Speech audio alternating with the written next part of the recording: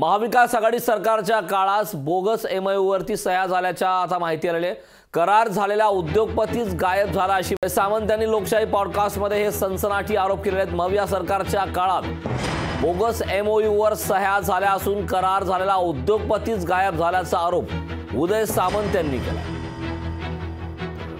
लोकशाही पॉडकास्टमध्ये उदय सामंत यांनी हे सनसनाटी आरोप केले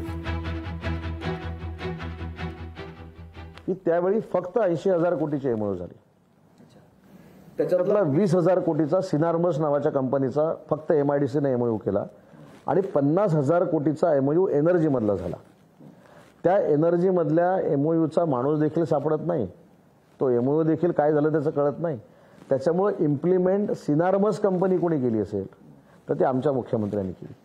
एक मिनिट, तुम्ही हा फार गंभीर मुद्दा, ती जी कंपनी तुम्ही म्हणतात ती सापडत नाही, तो फेक एमओयू होता, खोटा एमओयू होता, फर्जीवाडा होता? आता फर्जीवाडा होता की त्यावेळी त्या माणसाने येऊन केला, काय झालं असं होऊ पण शकतं। मी कोणाला ब्लेम देत नाही, कदाचित उत्साहाच्या भरामध्ये आपण काहीतरी जाऊन वेगळी इन्व्हेस्टमेंट आणू शकतो अशा याच्यामध्ये आनंदामध्ये हा एमओयू झालेला असेल।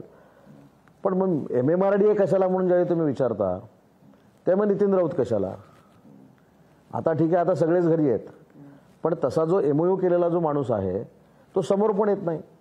मध्ये एक 6 महिन्यापूर्वी त्यांच्या कंपनीच्या माणसाने एक प्रपोजल दिलं की अशा पद्धतीचा अजून एक आम्ही एमओयू करू शकतो, का मी नाकारला।